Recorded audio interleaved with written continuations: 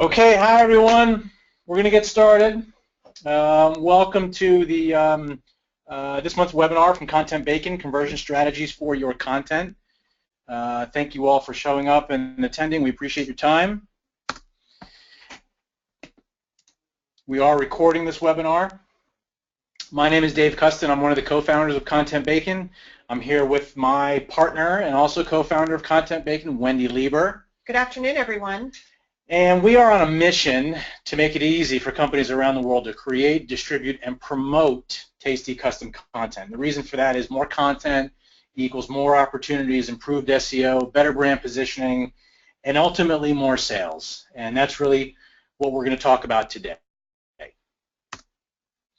So just a quick note, some housekeeping. This is the fourth webinar that in a series that we've put together. The first three that you see there can be found on our website. They're all archived there under the URL that you see at the bottom of the slide. And we encourage you, if you haven't attended or haven't seen them, we encourage you to check those out. Yeah, before you move the slide, I wanted to just take a minute because we put these webinars together as a series. They each stand on their own, but they also build on each other.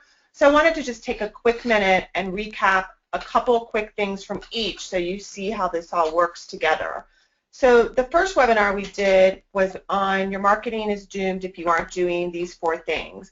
And this is really for any company who isn't even taking care of the basics, what we call the foundational elements. And what we covered in that webinar was the importance of having a device-responsive website, having a blog that you update regularly, having a newsletter that you send out to your database, and using your content from your blog on your social media. So really using your social media to promote your content, not other people's content.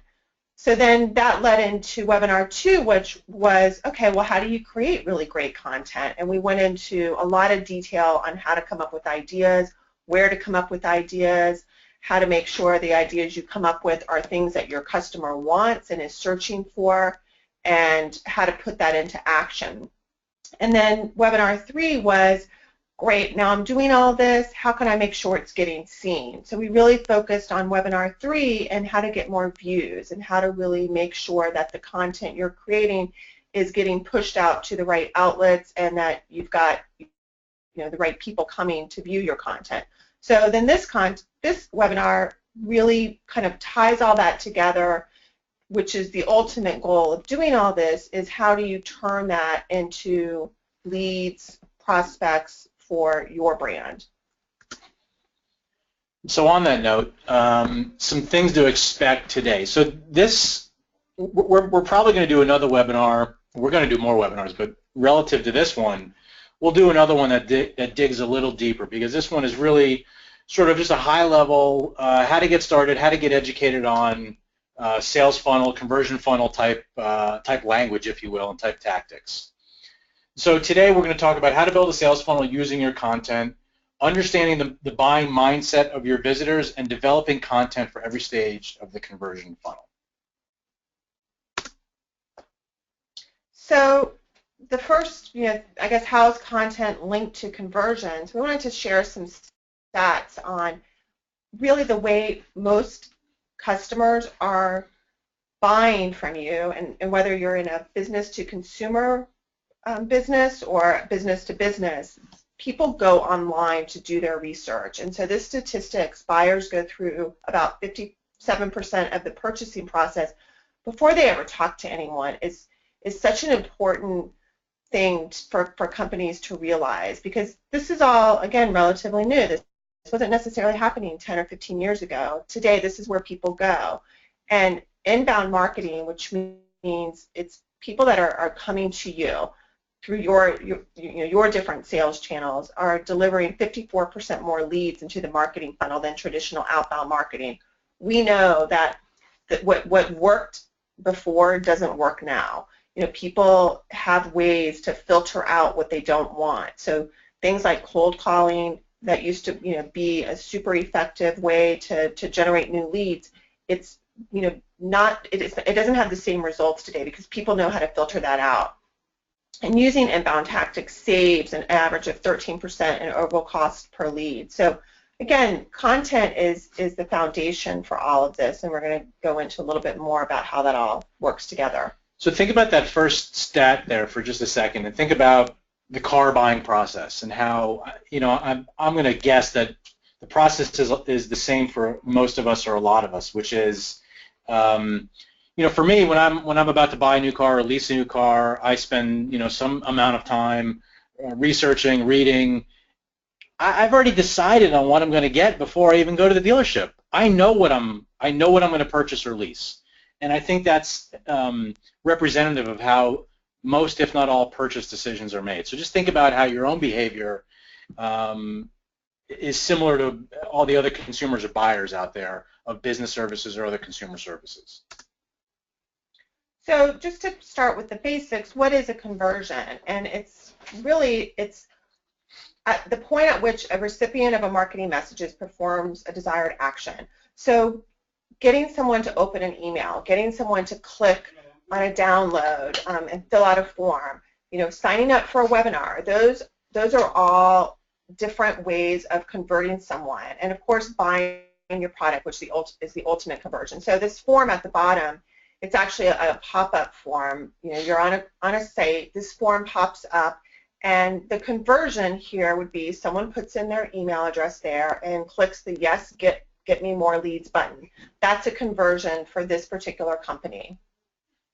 So Wendy, talk a little bit about how there are different types of conversions and how you can look at how those conversions are performing to see how your funnel is working, where perhaps it's not working, maybe it's working only up to a certain point.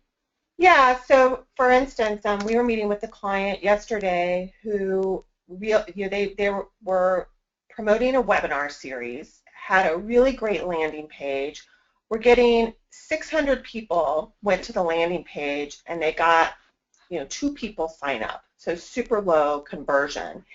And what we found out, just upon talking about it, we haven't done any A/B testing or anything like that, which we'll get to, is this client was targeting people in the restaurant industry, and the time that he chose for his webinar was 1 p.m., which for maybe those of us on this call, that sounds like a perfectly reasonable time. But when you're targeting people in the restaurant industry, that's a perfectly unreasonable time because that's one of their busiest times. So it was kind of just one of those, things that you just had to think about and look at and go, well, duh, that makes sense now. But that's an example of maybe everything being right in the process, but having that one element wrong.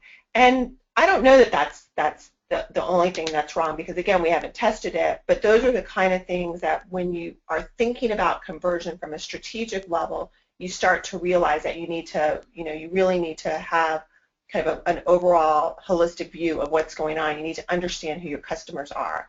And so from a typical sales funnel, you might have different conversion strategies for each of these pieces of the sales funnel. So you might do something to generate traffic. That could be your blogging, your social media, your newsletters, which might be different than what you do to generate leads, generate prospects, and generate sales. And we'll go into that a little bit more and talk about more specific things. But this sales funnel, and I've gone to different seminars and people try to, show new sales funnels. This is the basic sales funnel, and this works, and this is a way to think about your business and all of the activities that you're doing for each of these things. So, what I think is really cool about this sort of methodology, if you will, is in the example, you can look at all the different phases and eliminate a lot or some of the guesswork as to, well, why isn't this working? And it makes it easier to A/B test. It makes it easier to experiment. So I think that's pretty great. Well, and sales funnels have been around since the beginning of sales. So it's just now with digital tools, it's so much more fun to kind of develop your sales funnel because you do get more instantaneous results, and there's not as much guesswork as to what is working and what is not. So one of the takeaways we want you guys to get from this webinar is like how to think about conversion as a strategy, because there's a lot of tactical things we can do. There's a lot of technical things we can talk about, but it's really a shift in mindset on how you think about conversion, because conversion is one of those words, kind of like content marketing. It gets thrown around a lot, but a lot of times people don't really stop to think about what it really is and how it applies to their business. So we like to think about sales funnels and conversions a lot like networking. So we've all been to a networking event. I've been to my fair share, and there's typically three types of networkers. So there's the kind of networker that goes to an event, and you're not even sure why they came, because they don't seem comfortable. They really don't want to talk to anyone. They kind of stand off in a corner. They're there, maybe because their boss made them, but they don't even show up. Then there's the pushy networker. And that's the networker who comes and they are on a mission to get as many business cards as they can. It's all about them. They're not interested in you. They're not interested in learning about you first. They just want your business card because they are on a mission to be the best networker, work the room, and walk away, as the winner with the most business cards. And then there is the engaging networker. And this is the person who shows up just wanting to meet people, learn about them, figure out how they can help them. It's really all about you. It's not about them. And this is the person who leaves you feeling like, wow, I just made a friend, or wow, this is someone that I'd like to go to lunch with, or if I get a phone call from this person, I want to take it. So your sales funnel strategy and your conversion strategy is a lot like this. You're either not showing up, you're not doing anything, so people don't even know you're there, so you don't even have an opportunity to convert. Or you're being so pushy, your site's all about you. We've covered this in some of our previous webinars. You're not offering any benefit. It's just, buy from me, buy from me, buy from me before you've, created any, know, like, or trust. And then there's the engaging networker, someone who is willing to give their best information, willing to spend time to build a relationship with you, isn't looking to just make a sale right then and there, but is willing to invest the time and the resources to make sure that, one, you're the right customer, but two, that you trust them and you want to do business with them. So if you've tuned into some of the other webinars, I mean, this really directly aligns with the whole content methodology, right? So either you don't have content, you have promotional content, or you have engaging, valuable content. And so that's, I guess, in the conversion game, you just really can't get away from content. Yeah, so I think it's also really important because, like it or not, a lot of us still fall into one or two. And it's super important that if that's the case, that you, one, recognize it and start to transition to become more about number three. But I always like this example because people get it, because people have been to events where they've experienced each one of these, and it's pretty obvious which one you want to spend time with. And it's the same, people do business with people they like. People do business with brands they like. I go to networking events for the drinks.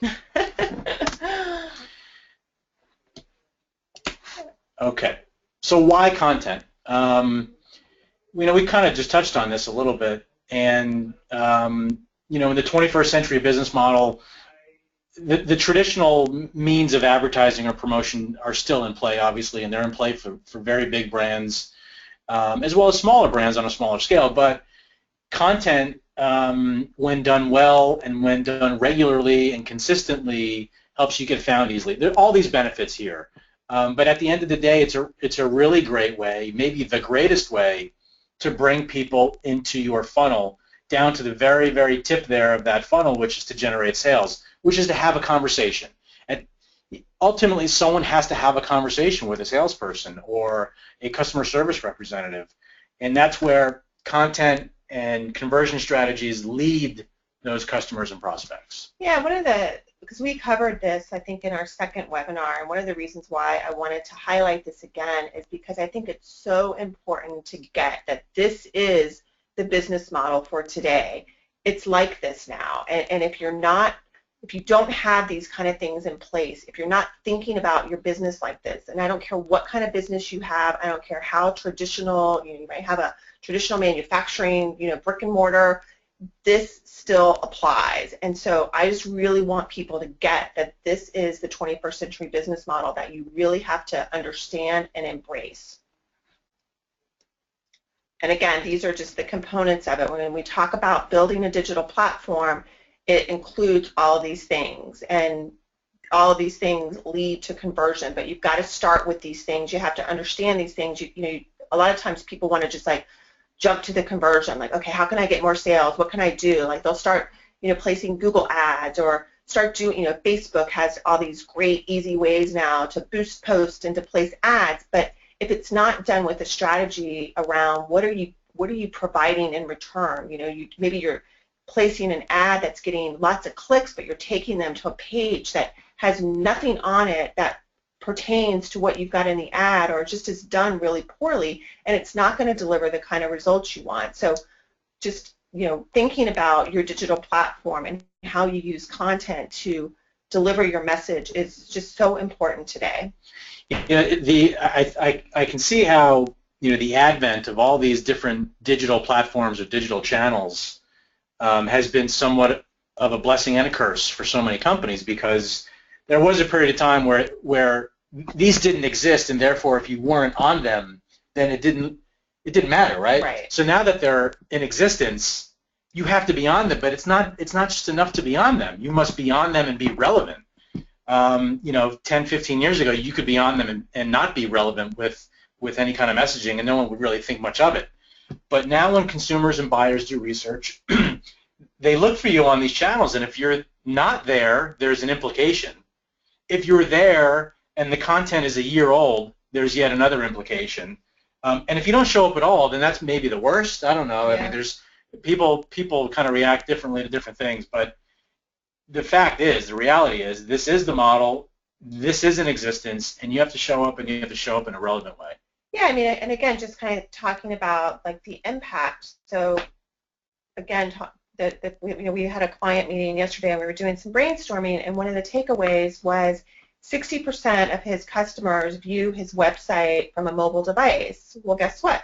His device isn't mobile responsive, and he's got a transaction-oriented website. So he's doing great. He's got a great business, but imagine with a few tweaks how much better he's going to be doing. And that's, I think, a lot of times companies just maybe don't realize, maybe they're still doing okay, maybe the stuff that you're doing is still performing for you, but you're just missing this whole bigger opportunity.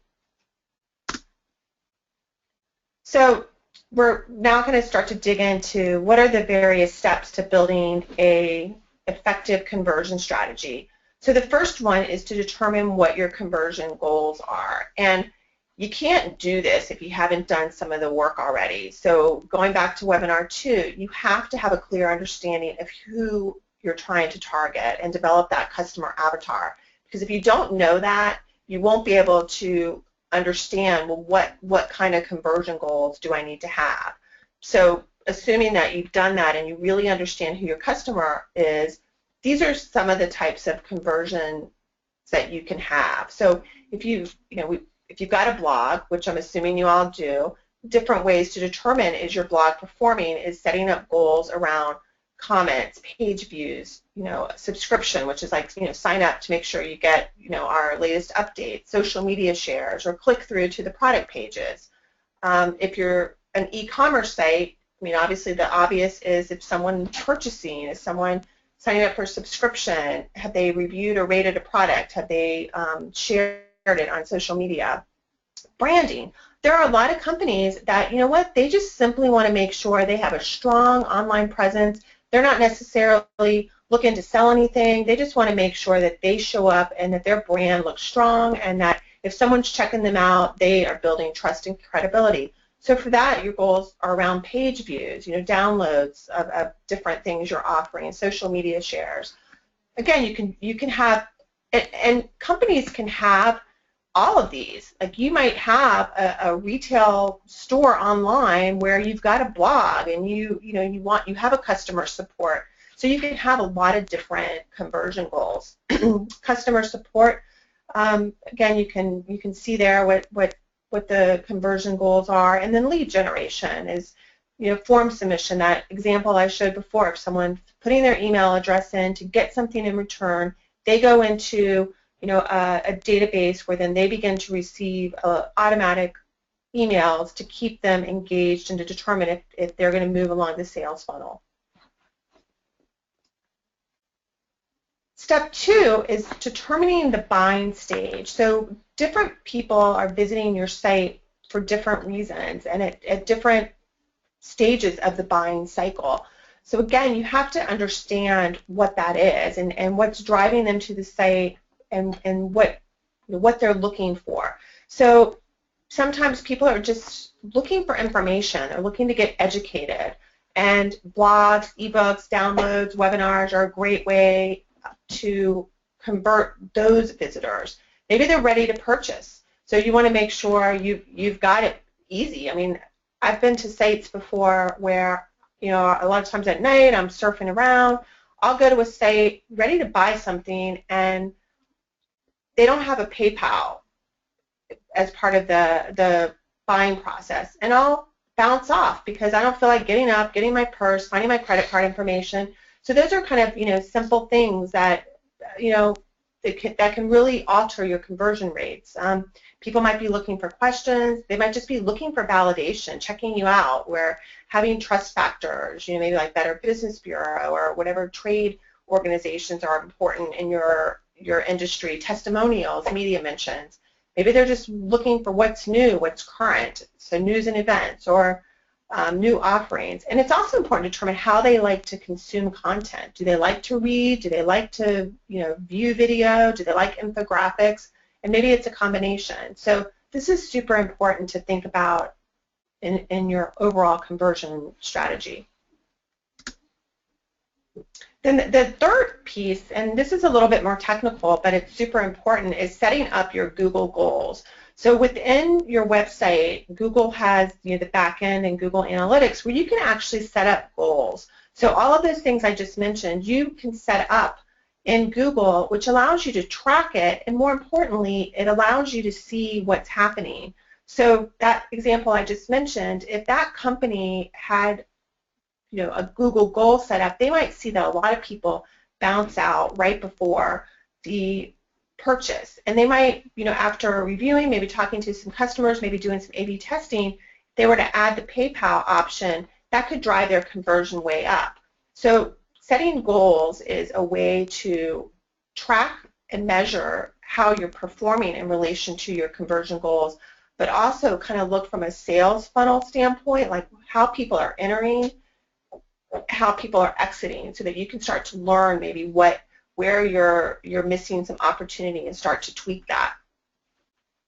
And there's a link on here that when you get a copy of the webinar, you can view, and it'll share with you more about how to set up Google Goals and the importance of it. And it's super simple to do. It just kind of sounds technical, and you may need your webmaster or someone with a little bit more technical expertise to do it. But the report that it provides is something that I would think any business owner would want to look at.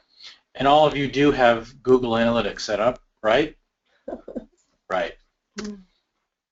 So this is just an example of the type of report. So, goal completions, what's the value, what's the conversion rate, that abandonment rate. So again, this gives you a lot of information that you can then look at and determine what to do with it and how you can improve on it, which then would lead you to step 4.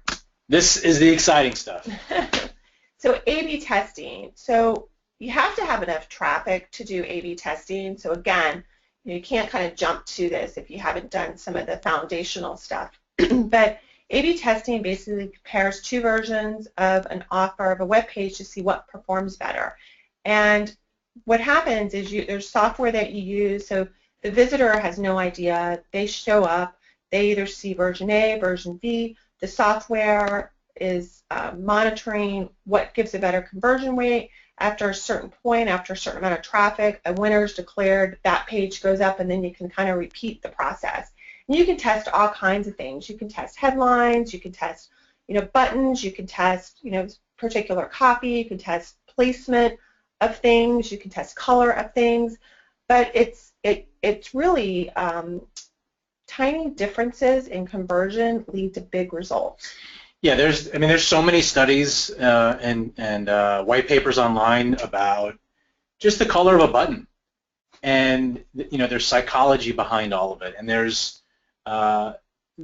reasons behind it that seem somewhat counterintuitive to many of us, but at the end of the day, who cares, right? Why something is what it is, but the color of a button could mean all the difference between 23% and 11%.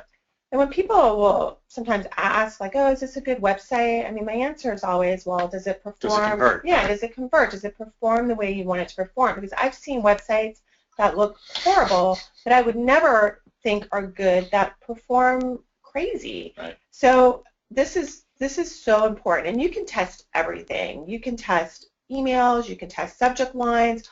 All of the different platforms now offer easy ways to do this, and it's just something to do. So rather than internally debate whether or not the button should be red or green or whether the copy should say this or that, just test it. Let your visitors decide. And this is something that you can constantly and should constantly be doing. Like every time you declare a winner, then put up another test and just keep making incremental improvements. And I mean, again, you could be doing this forever, because there will never come a time when it's perfect.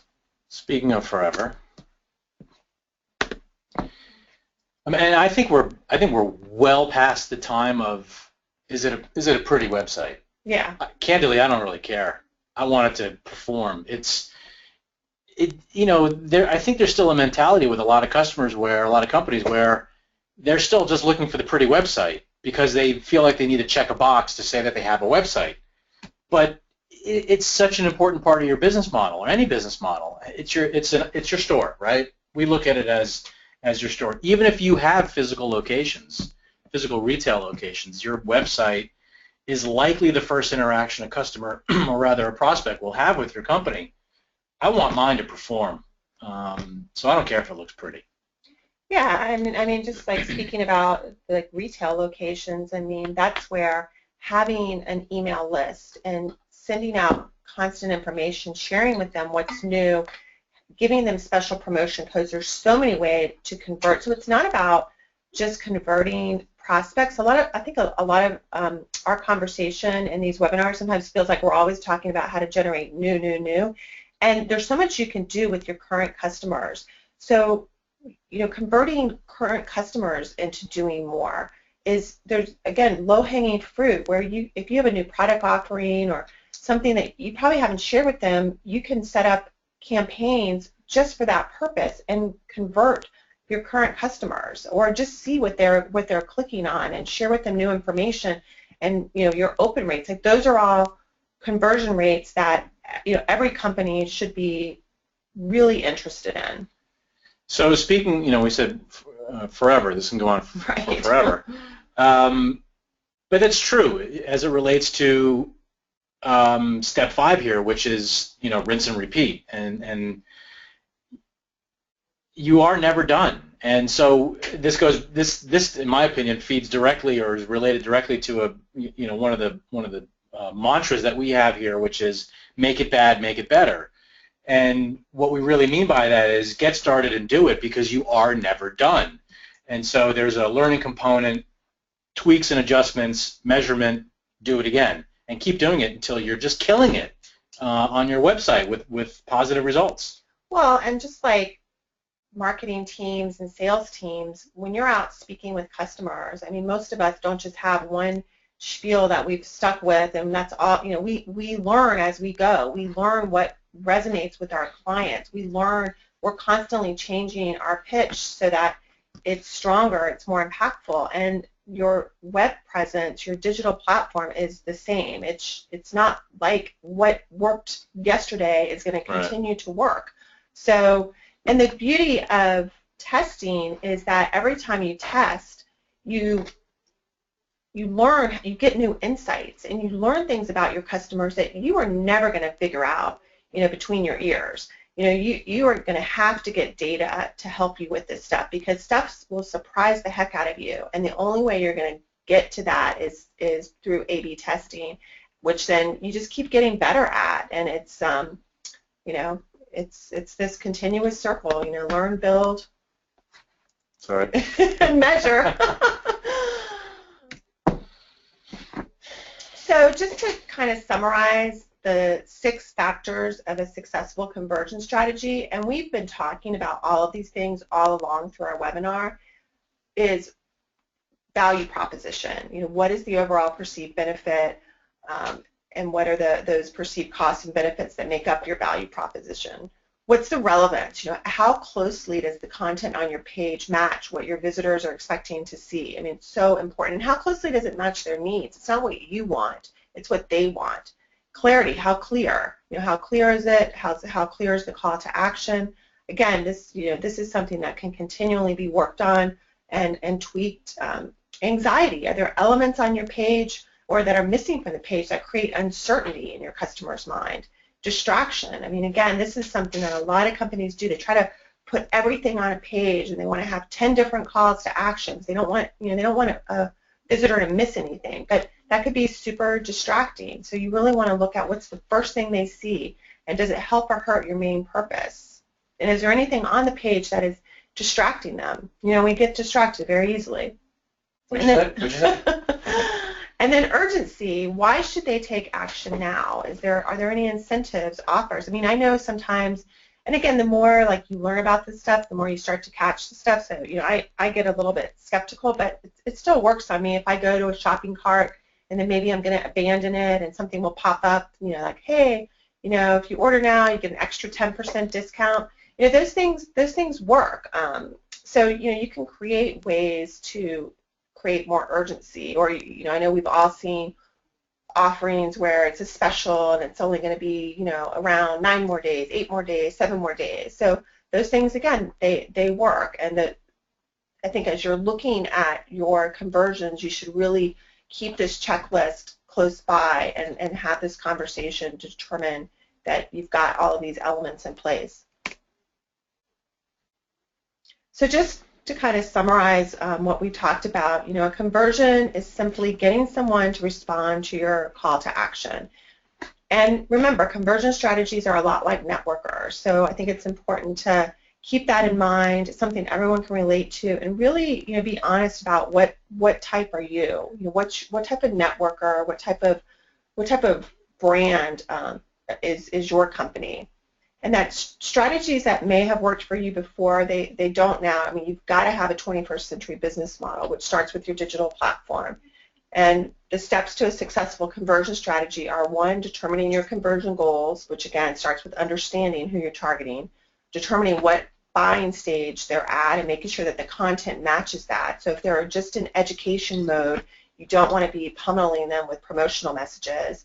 Setting up Google goals so that you can track and measure. Doing A/B testing, so you're really starting to measure things and, you know, declare a winner and keep testing, and then rinse and repeat. So some final thoughts. The first one will come as no surprise to any of you, but content is the key to successful, just a successful online presence. Content is king, and that's a saying that's as old as time, of course, but having great content is like having an effective salesperson that works for you 24/7, and it begins the sales process. It starts the sales process before you're even aware of it, which might scare you, actually, to think about it in those terms. If you want to attract more prospects to your website in the first place, you need content, and that means blogging, at a very sort of minimum, blogging to attract more site visitors. And if you want to turn your prospects into leads, you need more content. You need content. You need to offer them something. You need to give away your best and most valuable stuff, and in return for their information, so that you can put them in your database and that you have a way to start communicating with them, start to build a relationship with them. And if you want to turn more leads into customers, again, you need content. You need to be staying top of mind with them. You've got to send out newsletters. You've got to, you know, keep top of mind so that when they are ready to buy something, they're thinking of you. So we're going to just open it up here to some questions. We'll give you guys a minute or so to type some questions into the question box there. So I apologize. I should have given you the heads up in the beginning, but we will take some questions. Okay, we have one here. What's the best way to determine what your conversion goals should be? Great question. Well, I think like we said, I think first of all, really understanding who your target audience is and what it is you want them to do. So if you're, if you're just starting out and you don't have a database and you want to get more people to know about your product or service, a great way to start is to develop some content on your site that people would be willing to give you their email address for in order to get that. So maybe some type of ebook or something. And so then you can start to build a database. If you've already got a lot of traffic to your site and you're just not getting people to do what you want them to do, I mean, again, you've got to kind of think about what type of information are they looking for and what might, maybe trying a webinar. And so I think it really starts with understanding who your target audience is and what kind of things they might find valuable. If you don't have a lot of traffic, again, blogging, promoting that blog content, using your social media channels, I mean, building an audience first, you've got to have traffic first before you can convert. So I think it depends where you're at in this whole cycle and also who your target audience is and what you want them to do, and then kind of building out a plan and having the patience. We work with clients, I mean, even us ourselves, we were kind of laughing about this a few weeks ago, things that we did 6 months ago that maybe at the time didn't have the impact that we thought, like our starting or the last month started to kind of kick in and give us results. So, it's funny, like when we're talking to clients, we're always saying be patient, but then sometimes with our own stuff, we're like the client that's not patient, but it works, but sometimes you just have to give it enough time to take hold. And so doing something for 3 months and then deciding, it's not working, it's, you could just be walking away from something that's just about to blossom. And so how often should you look at or change those conversion goals? Yeah, I mean, that's kind of tricky because it depends, again, on how much traffic. So like if you're doing A/B testing, you shouldn't even do A/B testing until you've got at least 1,000 visitors, and maybe that might even be a low number. Over what period of time? Monthly? Yeah, I would say a month. So you don't want to start changing stuff up until you get enough traffic to determine if it works. Like if you're only getting a couple hundred visitors a month and no one's downloading your ebook, then that might not be an indicator that no one's interested in your ebook. It just could be an indicator that you don't have enough traffic to have a large enough sample size. Now, if you're getting lots of traffic, then you could just use the A/B testing, and you can constantly be changing your offer, because as soon as you declare a winner, you can then test something else. I wouldn't necessarily always test the same things. I would do it kind of modularly and test different things, and just kind of keep tweaking the results, and not looking for huge gains, but looking for incremental gains. Okay, I got one more question here. Do you need to have someone internal to manage this? So I think what you need to have is you've got to make sure this is a lot. So there's the managing of the program, right? Like, so doing it, but I think more importantly is having someone who is following up on the leads. So to me, that's the biggest miss, is that if you're generating leads but you don't have a system internally on what happens to them. So if someone downloads an ebook, what happens to them? If someone requests a consultation and maybe it's a form, do you have a process internally? Because there's statistics about follow-up that if you follow up within like 20 minutes of someone requesting something on your site, the results are dramatically different than if you follow up in 24 hours. So I think making sure you've got someone internally who is on this in terms of following up, whether it's with an email, whether it's with a phone call, whatever the case is, that is so important. If you don't have that, then again, we talked about this. I mean, there's nothing worse than opting in for a newsletter or requesting information and then never hearing from the company. It's just such wasted opportunity. So in that regard, I would say having someone internal to manage that is vital. Whether or not you use someone internal to manage this or you hire external resources, I think is less of an issue. It just depends on your structure. And remember, what gets outsourced gets done. Yes. Okay, that's it for the questions. So just another reminder about us. We're ContentBacon, and we're a content marketing service. We help companies easily source and distribute custom content, and that content helps position their business, builds audience, and drives traffic to your website. And so as a thank you for showing up today, if anyone is interested in a free content review and content plan with Wendy and myself, we're happy to do that. We can have a conversation. It will not be a pitch in any way. We're here to help. We could talk about your content. We could talk about any kind of marketing-related conversation you want to have. It's fine by us. Just a quick reminder about some of our services. These are our basic services here. We kind of have a small, medium, and large type mentality, and there's a pretty significant service component to our business. So if you haven't checked out our website and the things that we offer for our customers, please do so. And this is the best way to get in touch with us. And once again, thank you for joining us. Thanks, everyone. Have a great day.